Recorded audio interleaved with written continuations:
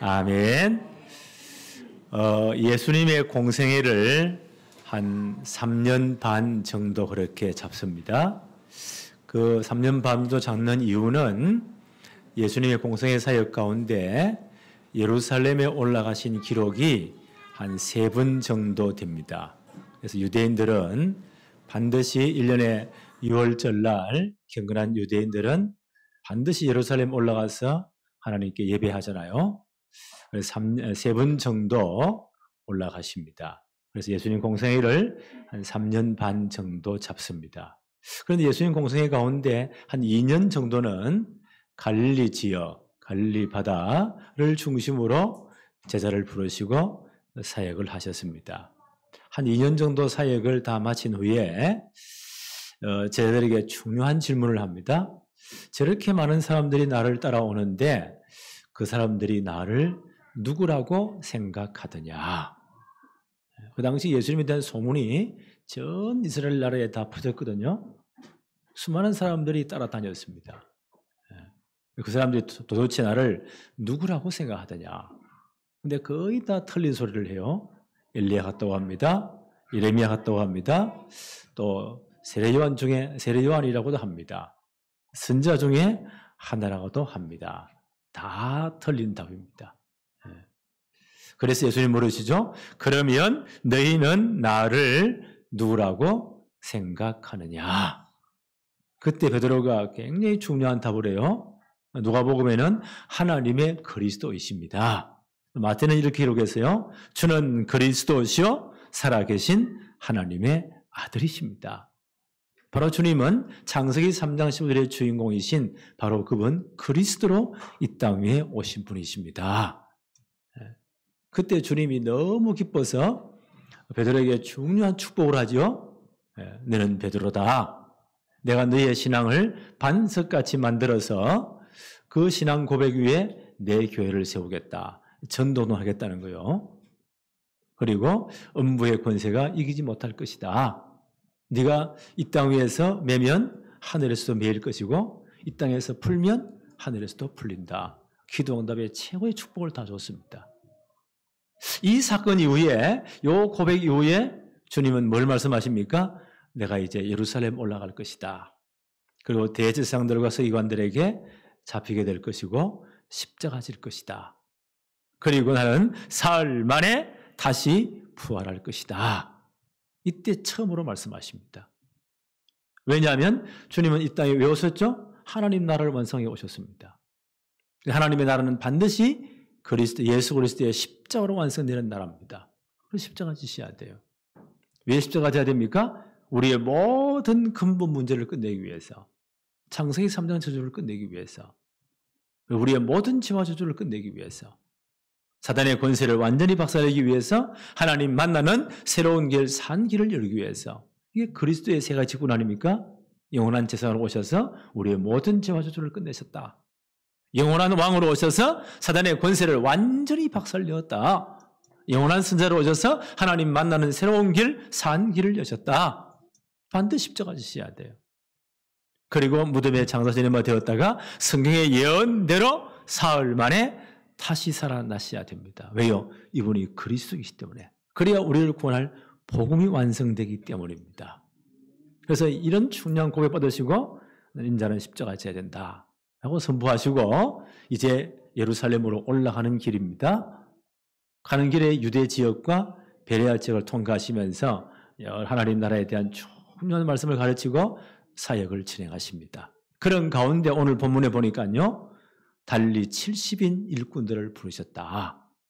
12제자 말고 따로 70인 제자들을 불렀다. 그분들의 중요한 메시지를 주시고 예수님이 직접 가야 되는 각동 각처에 둘씩 짝지어서 앞서 보내서 하나님 나라를 선포하게 하셨다. 그러니까 35개 팀을 묶어가지고 전 유다 지역에 파송을 하셨다. 뭐 하기 위해서요? 하나님 나라를 선포하기 위해서. 그 본문입니다. 그래서 사복음서를 대조해 보면 70인 요원들을 부르시고 그들에게 메시지를 주시고 파송하시고 다시 그들을 모셔가지고 전도 캠프한 전도한 모든 현장을 다시 점검하십니다. 이 기록은 누가복음에만 기록되어 있어요. 누가는 굉장히 철저하게 예수님 공생의 사역 동안에 직접 그분의 말씀을 들은 것, 또 70인자로 부름받아 현장 간 사람들을 그때 다 찾아다니면서 기록을 전부 다 한 것 같아요. 그리고 이 기록을 좀 남겼어요. 첫 번째 한번 봅시다. 70인 제자를 따로 세우셨다. 10장 1절 한번 봅시다. 그 후에 주께서 따로 70인을 세우사 친히 가시려는 각 동네와 각 지역으로 둘씩 앞서 보내셨다. 그게 어떤 이유입니까? 갈릴리 사역이 한 2년 정도 사역 이후에 베드로를 통해서 가장 중요한 신앙 고백을 받으신 이후에 그 이후입니다. 그리고 주님이 십자가 지고 말씀하시죠. 그리고 중요한 제자들을 데리시고 변화산에 올라가셔서 변화산 경험을 하게 하십니다. 그때 엄청난 영적인 어마어마한 일이 일어나잖아요. 그 예수님의 모습이 빛과 같이 희애되었다. 원래 주님의 신성입니다. 부활 이후에 주님의 영광스러운 모습으로 변화되었는데 그때 누가 나타납니까? 구약의 대표인 모세와 엘리야가 나타납니다. 그리고 그분들의 대화의 주제가 뭐예요? 예수님의 십자가 사건입니다. 예루살렘에서 별세하실 것을 십자가 죽으실 것으로 말씀을 나누셨다. 왜요? 그래야만 하나님 나라 완성되니까. 십자가 지셔야만이 우리의 모든 문제가 창세기 3장 문제 끝나니까. 그리고 주님이 부활하실 것을. 그래야 복음이 완성되어요. 이런 대화를 하셨다. 이 영광스러운 모습 보고 베드로가 헛소리 하잖아요. 여기가 훨씬 좋으니까 초막셋을 지어서 하나는 예수님 앞으로, 하나는 모세 앞으로, 하나는 엘리야 앞으로 여기서 놉시다. 그럼 십자가 사건이 이루어지지 않아요. 하나님이 임재하시잖아요. 무슨 헛소리냐? 너희는 저의 말을 들을지니라. 이런 변화산 사건 이후에 주님이 이제 내가 십자가 지고 성천할 것이 가까웠다. 예루살렘 가실 것을 결심하십니다. 누가복음 9장 51절에 이제 예루살렘 올라가는 길이에요. 유대 지역과 베레아 여러 지역을 다니시면서 이제 하나님 나라를 선포하는 가운데 70인들을 따로 불렀습니다. 그래서 이 70인에 대한 이런 성경적인 의미는 굉장해요. 노아 홍수 사건 이후에 셈과 함과 야벳 이 세 아들에 의해서 전 세계 민족이 흩어지잖아요. 거기에 창세기 10장에 기록되어 있어요. 창세기 10장을 잘 읽어보세요. 그러면 그 민족들의 이름이 쭉 노아 홍수 이후에 셈, 함, 야벳을 통해서 민족들이 형성되는데 흩어지는데 그 민족들의 숫자가 몇 명인가 하면 70명이에요. 한번 헤아려 보세요. 그러니까 70의 숫자란요. 전 세계 모든 민족을 의미하는 게 70이라는 숫자입니다. 그리고 출애굽 사건 이후에 이들이 이제 가나안 들어갈 때에 한 40년 광야에서 뺑뺑이 돌잖아요. 그때는 모든 사건이 민수기에 기록되어 있어요. 모세 혼자서 그 많은 사람들을 다 이렇게 인도할 수가 없지 않습니까? 그래서 하나님이 모세에게 말씀하십니다. 너희 어른들 가운데 70명 장로들을 뽑아서 내게로 데리고 와라. 그때 70인을 고르십니다.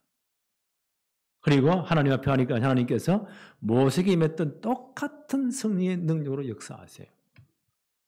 그렇게 세운 분들이 70인 장로들입니다. 이분들은 누구를 대표하죠? 이스라엘 나라 전체를 대표하는 겁니다. 또 예수님께서 이런 중요한 사역을 진행하는 가운데 예루살렘 올라가시는 가운데 하나님 나라를 계속 선포하는 가운데 12제자 외에 70인 평신도 일꾼들을 부르셨습니다. 굉장히 의미가 있죠. 굉장히 의미가 있습니다. 이런 일꾼들이 제대로 딱 세워져야 돼요. 그래서 작년에 우리 다락방 전체 나온 메시지 가운데 70제자, 또 70종족, 70나라 이 말이 보통 말이 아니에요.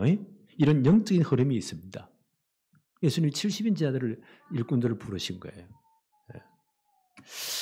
불러서 이들을 예수님이 직접 가야 되는 각동 각처로 먼저 앞서 파송하십니다.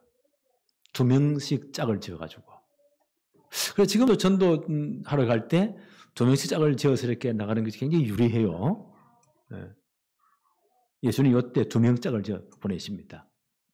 보내면서 10장 9절 한번 볼까요? 어느 9절에 거기 있는 병자들을 고치고 또 말하기를 하나님의 나라가 너희에게 가까이 왔다고 해라.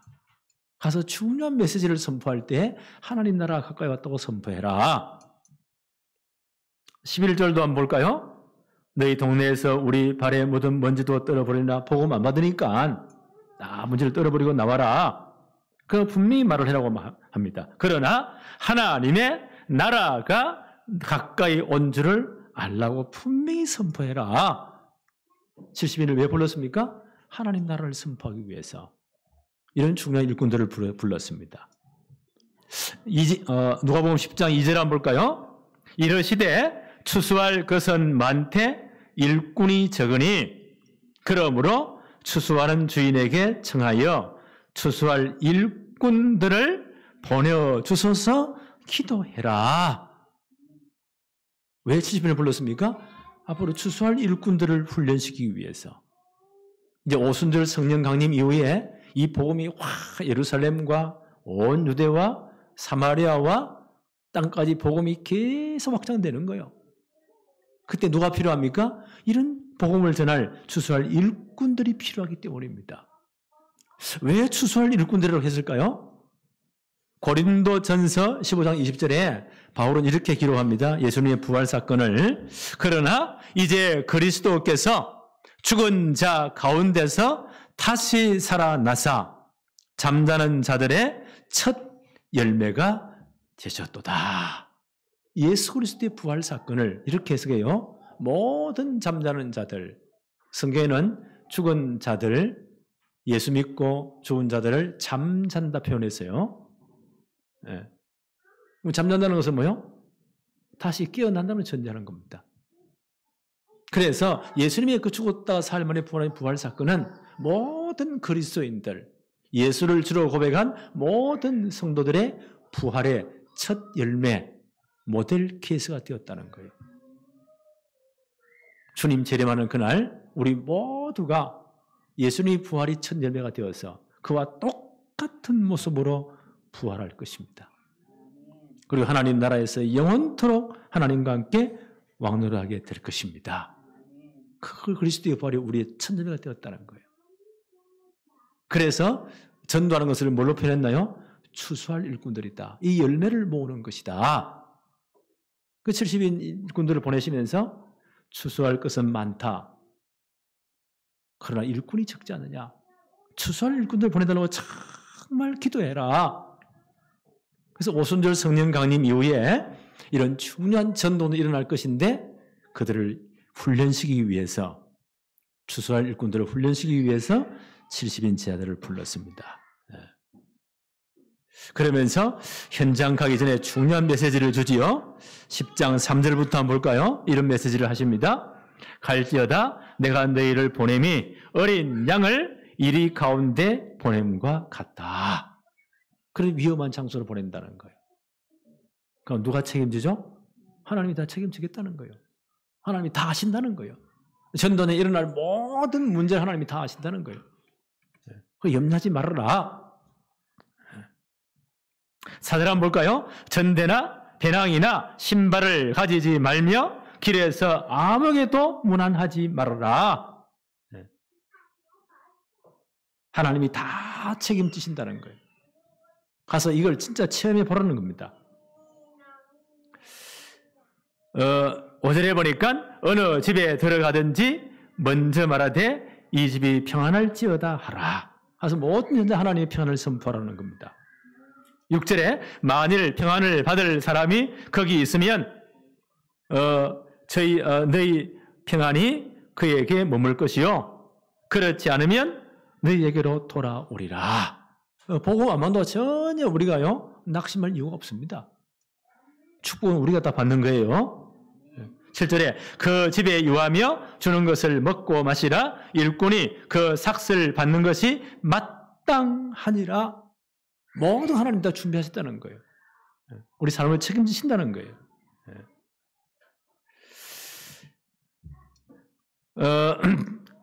8절에 보니까 어느 동네에 들어가든지 너희를 영접하지 아니하거든 너희를 영접하거든 너희 앞에 차려놓은 것을 먹고 9절에 거기 있는 병자들을 고치고 또 말하기를 하나님의 나라가 너희에게 가까이 왔다고 말해라. 그 병자들을 다 고쳐라. 하나님 나라에 임한 하나님 나라에 임했다는 표현입니다. 병자들을 고쳐라. 하나님 이런 전도자에 이런 어마어마한 권세를 다 줬습니다. 그렇게 하면서 이제 이들을 내어보내십니다. 내어보낼 때 굉장히 가서 뭐 하라고요? 하나님 나라를 전파해라. 9절에 보니까 하나님의 나라가 너희에게 가까이 왔다고 말해라. 11절에도 복음 받지 않으면 나올 때 먼지 다 털어버리고 이방인같이 취급하고 그러나 분명히 말해라. 그러나 하나님의 나라가 너희에게 가까이 왔다고 분명히 말해줘라. 70인 지하들이 가서 현장에 선포할 메시지입니다. 하나님의 나라. 우리는 하나님 나라에서 계속 생각해 왔죠? 누가복음에 하나님 나라에서 굉장히 많이 나와요. 예수님 공생의 중요한 가르침이 하나님의 나라입니다. 다시 한번 복습할까요? 하나님 나라 어떤 나라입니까? 많은 표현을 할 수 있어요. 근데 제가 이제 성경을 또 읽고 저 읽어보니까요. 한 3가지로 정리하면 아주 하나님 나라가 명쾌히 정리가 되더라고요. 첫째 하나님은 어떤 나라입니까? 한 영혼을 천하보다 귀하게 여기는 나라. 그럼 우리는 한 영혼을 집중해야 돼요. 그분이 진짜 복을 받도록. 하나님이 한 영혼을 천하보다 귀히 여기시니까. 그게 하나님의 나라예요. 그래서 나를 하나님이 천하보다 귀히 여기셨잖아요. 하나밖에 없는 독생자 예수 그리스도를 하나님이 전부 다를 내놓으셨잖아요. 그분을 십자가에 못 박으시고 나를 구원하셨잖아요. 이게 하나님의 나라예요. 그래서 올 한 해 우리 모든 성도들 렘넌트들이 한 영혼에 집중해야 돼요. 그렇죠? 특히 우리 가족들 가운데. 왜요? 내가 예수 믿는 우리 가문 전체에 우리 가족 전체 하나님의 계획이 있는 겁니다. 바울이 빌립보 감옥 간수에 말했잖아요. 주 예수를 믿어라. 그리하면 너와 내 집이 구원 얻으리라. 그날 밤 그 집안이 싹 다 모였잖아요. 그 바울의 복음 듣고 다 예수 믿고 세례받았잖아요. 그러니까 내가 예수 믿는 우리 가정 전체에 우리 가문 전체 하나님의 계획이 있어요. 올 한 해 다 이제 집중합시다. 그 말은 집중해 기도하는 겁니다. 하나님 역사에 달라고. 네. 분명히 예수 그리스도를 정확하게 알 수 있도록 복음 받을 수 있도록 하나님 역사해 주세요. 여기에 집중하면 길이 딱 보입니다. 왜 하나님 나라가 한 영혼이 천하보다 귀하기 때문에 여기 집중해야 돼요. 두 번째 하나님 나라는 뭐예요? 그 크신 하나님이 나의 아버지가 되시는 나라. 와, 이 대단하잖아요. 네. 대통령이 내 아버지다. 그 권세가 대단해요. 근데 그걸 뭐 4년, 5년이면 끝나. 그 다음 또 막 이런저런 말이 많아가지고 잘못하면 또 감옥 갈 수도 있어. 그때 하나님은 그렇지 않습니다. 우주 만물의 주인이신 아버지 하나님. 네. 우리 한 사람 한 사람을 나 하나하나를 머리끝부터 발끝까지 모든 걸 다 알고 계시는 하나님. 나의 모든 문제까지 나의 심중의 모든 계획까지 감정까지를 다 아시는 아버지. 그 하나님이 나의 아버지가 되신다. 대단하잖아요. 그래서 이 아버지 앞에 무엇이든지 기도할 수 있어요. 어디서든지 기도할 수 있어요. 그 엄청난 하나님이 내 아버지가 되는 나라. 그게 하나님의 나라예요. 우리는 그 나라 백성이에요. 세 번째, 이 하나님 나라는 반드시 예수 그리스도의 십자가를 통해서 완성되는 나라입니다. 그러니까 예수님 십자가 지셔야 돼요. 십자가를 통해 완성되는 나라. 그래서 우리는 이 십자가의 복음을 듣고 예수 그리스도를 영접함으로 하나님의 자녀가 되고 하나님 나라의 백성이 되는 겁니다. 이 하나님 나라를 선포하는 겁니다. 대단하잖아요. 그러면서 70인 제자들에게 엄청난 특권을 줘서요. 10장 16절 한번 봅시다. 누가복음 10장 16절에 너희 말을 듣는 자는 곧 내 말을 듣는 것이요 너희를 저버리는 자는 곧 나를 저버리는 것이요 나를 저버리는 자는 나 보내신 이를 저버리는 것이라 하시니라. 야, 엄청난 말씀입니다. 네. 저는 이거 보면서요, 아, 내가 복음을 말할 때 당당하게 말해야 되겠구나. 네. 당당하게 말하니까 안 들으면 자기만 손해요. 우리가 복음 말할 때 그 사람이 진짜 우리 복음을 들었다. 예수님 영접과 똑같아요. 예수님을 영접했다. 하나님 영접과 똑같아요. 그 사람이 구원받는 겁니다. 이런 어마어마한 특권을 주었어요. 복음 안 받던 그 사람만 손해요. 그렇기 때문에 그분 중에서 내 가족, 우리 친족이 있다. 얼마나 안타깝습니까? 그래서 간절히 기도하는 거예요. 그렇죠? 그래서 눈물로 기도하는 거예요. 그 사람의 다 마음을 가지면서요. 어려울 때 그 사람을 도우면서 그분의 마음문이 열릴 때 복음 말하는 겁니다. 그때 그분은 주님을 영접하는 똑같아요. 하나님 영접하는 똑같아요. 이 전도자의 권세입니다. 대단하잖아요. 부활하신 주님이 제자들에게 뭐라고 말씀하십니까? 마태복음 28장 18절로 20절에 예수께서 나와 말씀하여 이르시되 하늘과 땅의 모든 권세를 나에게 주셨다. 부활하신 주님이 이렇게 말씀하십니다.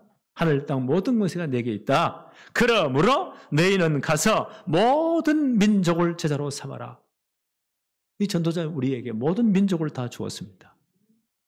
아버지와 아들과 성령의 이름으로 세례를 베풀어라. 삼위 하나님의 소원이십니다. 분명히 복음 전할 세례를 주고 내가 너에게 분부한 모든 것을 가르쳐 지키게 해라. 볼지어다. 중요한 말씀하실 때 예수님은 볼지어다. 내가 세상 끝날까지 너희와 항상 함께 있으리라. 이 전도자가 누리는 축복입니다. 올 한 해 이 축복이 우리 모든 성도에게 누려지기를 바랍니다. 네. 자, 이분들이 이제 이 말씀 받고 이제 현장에 들어가서요. 35개 팀 현장을 들어갔습니다. 갈 때 여러 가지 걱정도 있었겠죠? 그러나 가보니까요. 하나님의 증거가 나타나는 거예요. 예수님은 이런 중요한 팀들을 보내셔서 그냥 놔둔 것이 아니고 다시 불러 모으십니다. 그 현장을 다 점검을 하세요. 전도 캠프 현장을 다시 다 불러들여서 점검하시고 다시금 전체 현장에 포럼을 하십니다. 이들이 어떻게 돌아옵니까? 10장 17절 한번 볼까요? 70인이 기뻐하며 돌아와 이르되 주여 주의 이름으로 귀신들도 우리에게 항복하더이다. 하나님 나라가 임하니까 성령이 역사하니까 악한 영이 떠나가는 거예요. 이들이 이런 현장을 이렇게 보면서 기뻐하며 돌아왔다. 나는 이런 기쁨이 올 한 해 우리 모든 성도들, 우리 렘넌트에 넘치기를 바랍니다. 전도자가 누리는 기쁨이요. 한 영혼 영혼이 구원받아 돌아올 때, 그 악한 영에서 잡힌 자들이요 해방되어 돌아올 때, 현장의 모든 흑암이 꺾일 때, 그때 누리는 기쁨은 또 다른 기쁨입니다. 이들이 기뻐하며 돌아왔다. 저는 오늘 기도했거든요. 하나님, 이 기쁨이 올 한 해 우리 성도들에게 가득 넘치게 해주세요. 우리에게 영적으로 이렇게 받기도 하는 축복해 주세요. 이들이 기뻐하며 돌아왔습니다. 이때 예수님 뭐라고 말씀하시죠? 18절 한번 볼까요? 예수께서 이르시되 사탄이 하늘로부터 번개같이 떨어지는 것을 내가 보았다. 이들이 현장 나갈 때, 전도 현장 나갈 때요, 어떤 일이 일어나죠? 사단이 하늘에서 번개같이 떨어졌대요.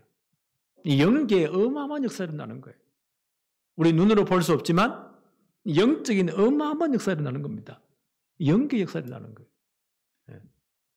먼저 영적인 세계 역사를 하고 그 다음 우리 육신 세계의 현상이 보이는 겁니다. 영적인 어마어마한 변화가 생겨요. 전도자가 움직일 때, 하나님 나라의 복음이 선포될 때 사단이 결박되는 겁니다. 예수님 분명히 말씀하셨잖아요. 너희들이 현장으로 나갈 때에 예수께서 이러시되 사단이 하늘로부터 번개같이 떨어지는 것을 내가 보았다.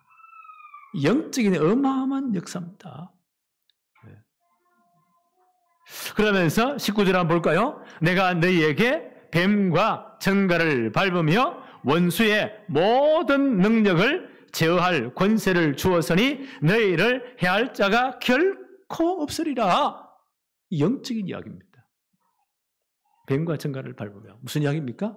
현장의 모든 흑암세로 사단의 권세를 꺾으며 이 엄청난 이 권세를 준 거예요. 그 능력을 제어할 권세를 내가 너에게 주었다. 너희를 해할 자가 결단코 없을 것이다. 영적인 어마어마한 역사를 하는 겁니다. 흑암에다 묶여버린 겁니다. 저는 이걸 보면서 올 한 해 우리 교회에 이 역사에 일어나야 되겠구나. 우리가 정말 한 영혼에 집중하고요. 그 사람을 진짜 기도할 때, 그런 눈물로 기도할 때 정말 그 영혼에게 우리가 마음을 가지고요. 관심을 가지고 어려울 때 도와주고 그분의 마음이 진짜 열려서 하나님의 타임이 올 때 정확한 복음말을 준비할 때 이거 제대로 우리 힘쓸 때 영적인 어마어마한 변화가 생기는 겁니다. 흑암이 꺾이는 거예요. 그렇죠? 사단공세 꺾이는 거예요. 모든 저주 세력이 무너지는 겁니다. 영적인 어마어마한 역사가 나는 겁니다. 진짜 기도하세요. 그래서 우리 가정 가문에 우리 주위에 복음 막는 모든 흑암 세력이 무너지도록 복음 막는 모든 저주의 세력이 영적 권세가 다 무너지도록 우리 가문의 모든 저주가 무너지도록 정말 기도하세요. 이런 일이 벌어진다는 거예요. 마태복음 12장 28절에 이렇게 말씀하셨습니다. 그러나 내가 하나님의 성령을 힘입어 귀신을 쫓아내는 것이면 하나님의 나라가 이미 너희에게 임하였느니라. 그렇지요. 올 한 해 우리에게 성령이 역사하실 겁니다. 복음이 정정하면 하나님 나라가 임할 겁니다. 그때 모든 흑암 귀신 세력이 무너질 겁니다. 모든 저주 세력이 무너질 겁니다. 올 한 해 이 축복을 진짜 우리 모두가 체험해야 돼요. 바울은 이렇게 말합니다. 로마서 16장 20절에 평강의 하나님께서 속히 사탄을 너희 발 아래에서 상하게 하시리라. 우리 주 예수의 은혜가 너희에게 있을지어다. 전도자에게 한 말씀입니다. 속히 사탄을 너희 발 아래 다 상하게 하실 것이다. 이런 영적인 어마어마한 역사입니다. 하나님 이 축복 우리 이미 예비해 놓았습니다. 저는 이 말씀을 언약으로 딱 붙잡았습니다. 하나님 우리 모든 성도에게 우리 모든 렘넌트에게 이 은혜가 임하도록 역사해 주세요.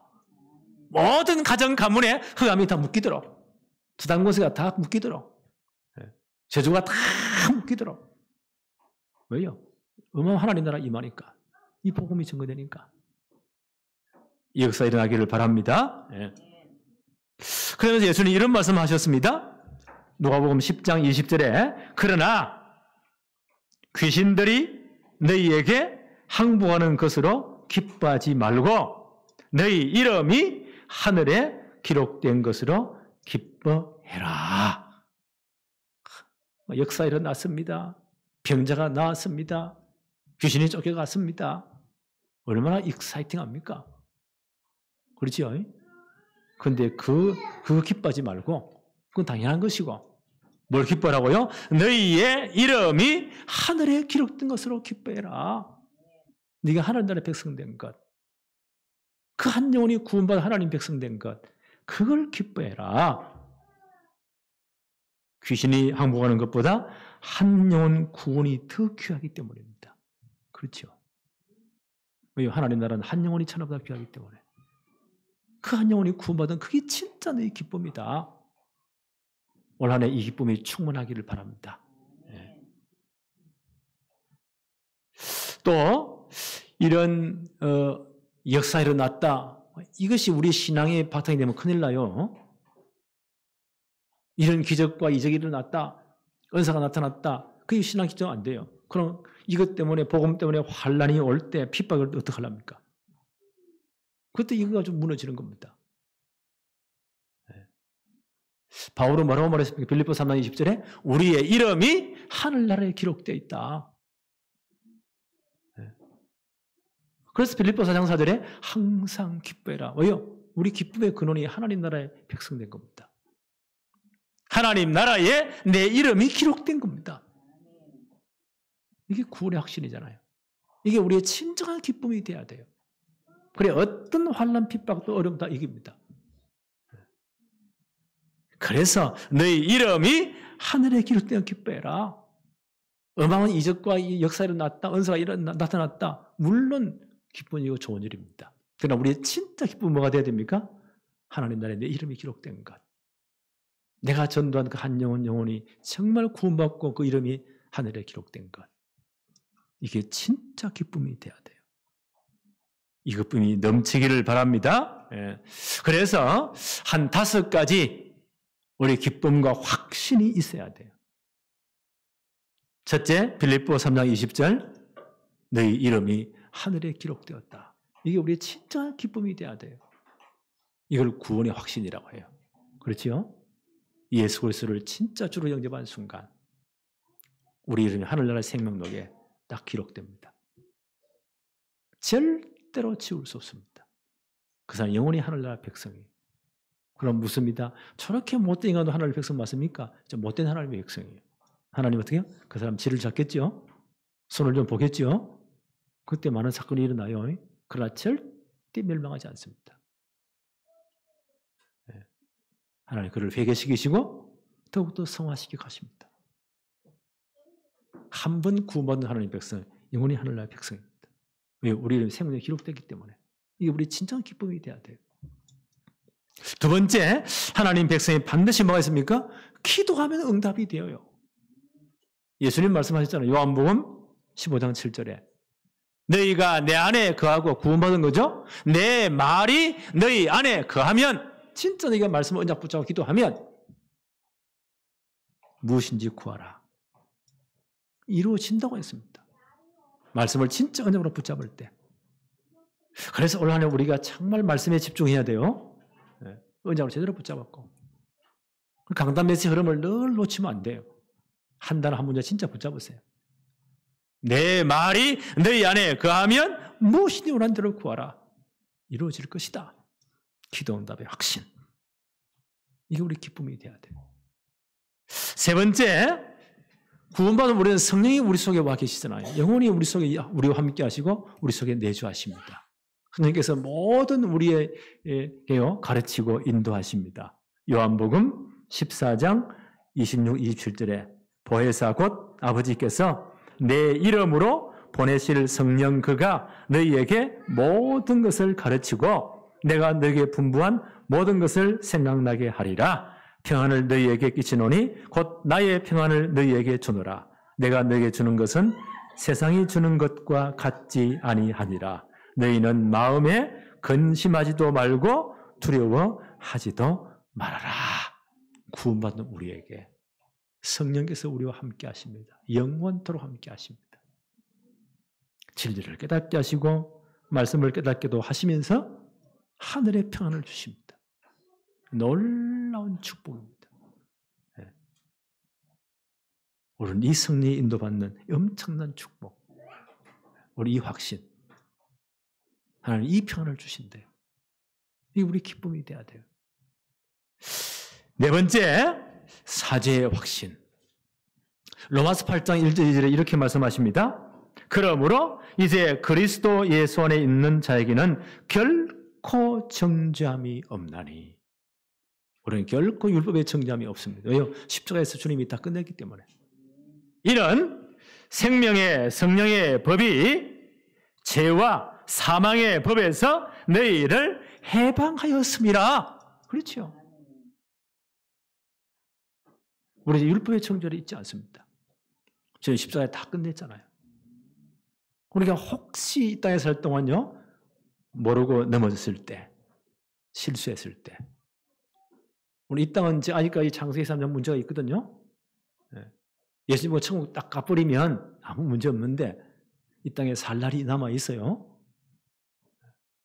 제가 이 와이사스를 이제 깨끗이 세탁소에 와서 세탁해 왔습니다. 얼마나 깨끗합니까? 근데 이걸요, 한 며칠 입으면 내가 아무리 조심해도, 제가 원래 깨끗한 사람 아닙니까? 깔끔한데 아무리 깔끔을 떨어도 한 일주일 입고 나면요, 여기가 새카매져요. 여기도 새카매져요.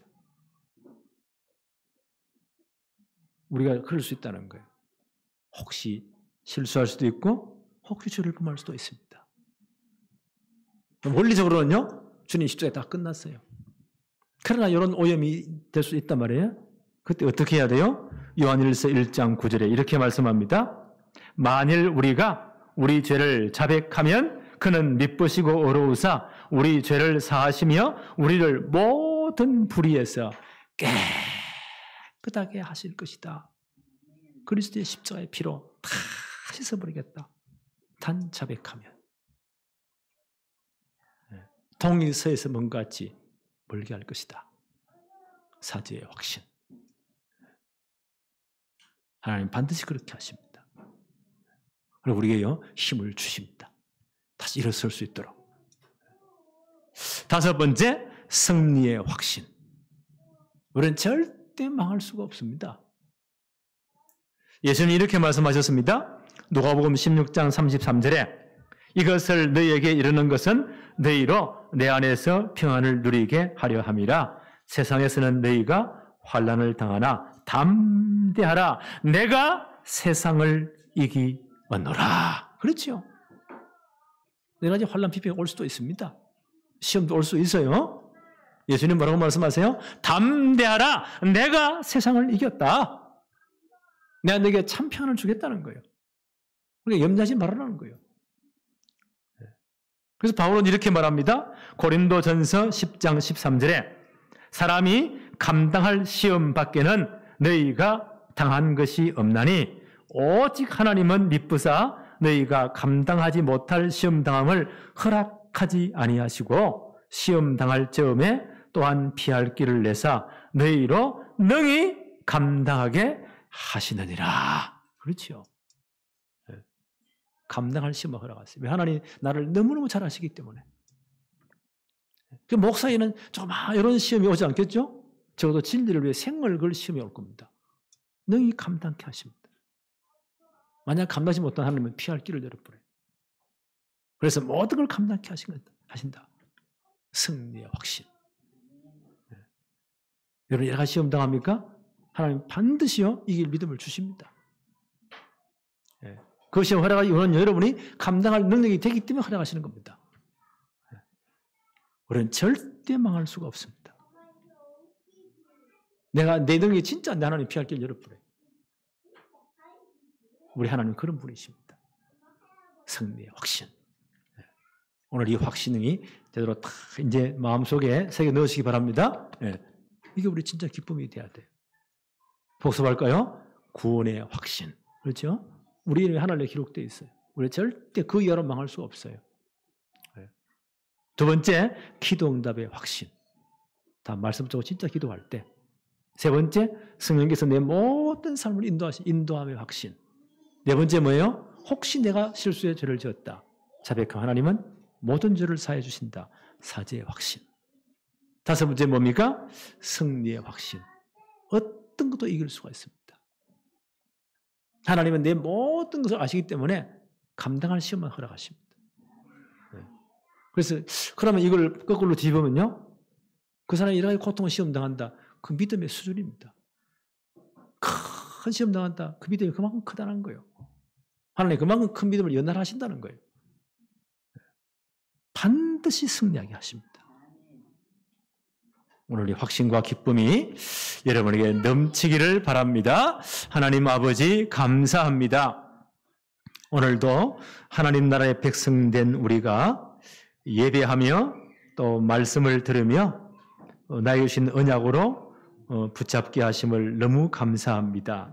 오늘 이 말씀을 통해서 내가 붙잡은 한 단어 한 문장을 언약으로 붙잡고 한 주간 동안 정말 말씀 성취의 축복을, 기도 응답의 축복을 누리게 하옵소서. 하나님 나라의 엄청난 비밀들을 늘 누리게 하옵시되 올 한 해 동안 우리 모든 성도들 렘넌트들이 한 영혼에 집중할 수 있도록, 정확한 복음 들을 수 있도록 우리의 모든 마음, 기도, 이제 시간을 설 수 있도록 하나님 역사하여 주옵시며 5가지 확신이 우리에게 진정한 기쁨이 되도록 역사하여 주옵소서.